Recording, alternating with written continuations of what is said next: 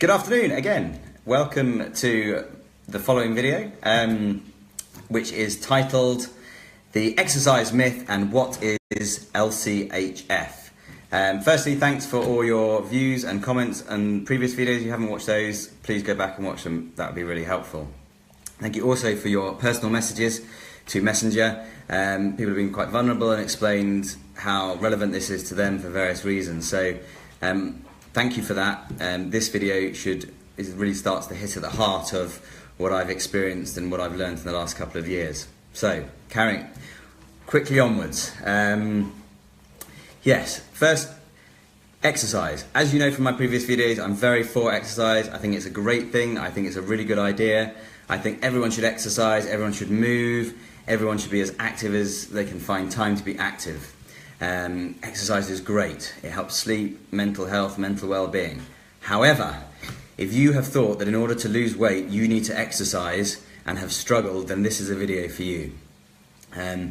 This concept of exercise being critical in weight loss comes from what we call the energy balance model of obesity, and that's what I was taught at medical school.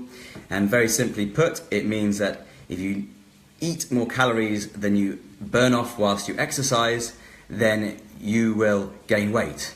Whereas if you burn off more calories than you eat, you will lose weight. And although this is true in terms of a physical equation, it's a completely inadequate model and lacking if you really want to understand why we gain weight when we don't want to gain weight.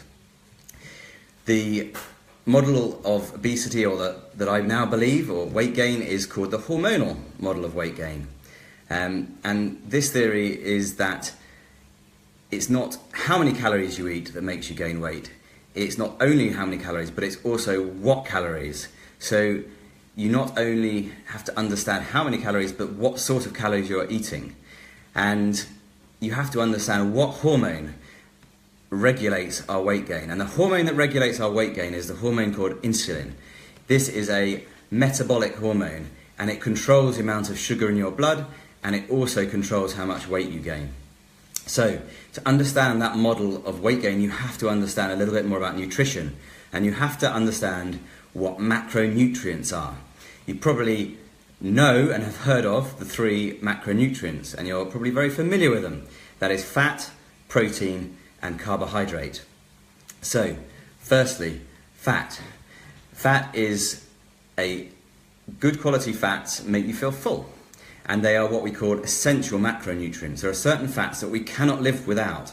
And certainly some very essential vitamins we find dissolved in fats. So you need fat to live. You need certain fats in your diet to live and have a to be healthy.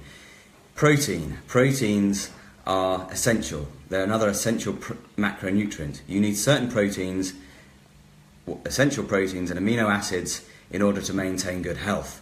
Thirdly, carbohydrates. This macronutrient group is the only non-essential macronutrient. You do not need carbohydrates in your diet to live. Your body is perfectly capable of making glucose, which is a carbohydrate, out of protein. So we do not need carbohydrate in our diet. It's non-essential, and it has very little nutritional value. Some of the foods that we find carbohydrates in have high value, so we might find broccoli has a little bit of carbohydrate in, and it's got lots of micronutrients. So again, don't hear me wrong. If you have a good diet, you will have some carbohydrate in it, but that carbohydrate group is not essential. And actually, all carbohydrates get digested to glucose fairly rapidly in our digestive tracts. So carbohydrates include potatoes, they include root vegetables, pasta, rice, bread, wheat, oats, and fruit.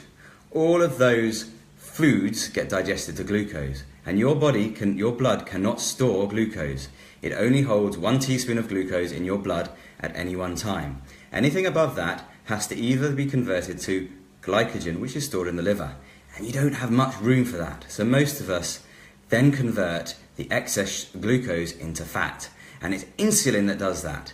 So insulin drives your carbohydrate and converts it into fat and drives it into the cell for storage. So it's carbohydrates plus insulin that makes you gain weight, and that is the hormonal model of obesity. There we go. So Low carb, high fat, LCHF is the diet that I've been eating for the last 2 years. It's what I recommend for my patients, and I've seen amazing results. People become healed and they get better. Lots of chronic illnesses are related to insufficient fat and protein and too much carbohydrate. So, going back to exercise, there's a cardiologist in the UK called Aseem Malhotra who says that you cannot outrun a bad diet. If you exercise on a bad diet, you will just feel hungry, you'll gain weight, and you'll feel frustrated. So that's the summary of my video for today. Before I go, one word of warning. If you are a diabetic or on medication for diabetes, or have high blood pressure and on medication for high blood pressure, or have any significant other chronic illnesses, and you are thinking about going on a low carb, high fat diet, you need to get medical advice, individual medical advice. This is not medical advice. You need to go and see your doctor and discuss, because what you might find is that your medication becomes overly powerful and may do you harm. The diet and this way of eating works so fantastically well, the medication you are on may no longer become necessary, and if you carry on with it, you can have problems. But this is individual advice that you need, so please get that advice before you make any significant changes. If your doctor's not familiar with this way of eating, then I will drop a link below with a little video from the Public Health Collaboration UK, which is directed at doctors, GPs particularly, but all health professionals, and it goes into this in more detail so that they can educate, they can learn about this in the way that I've learned about this and can advise you correctly. So thanks again for watching. I should be posting another video later on today or tomorrow. All comments and feedback would be helpful.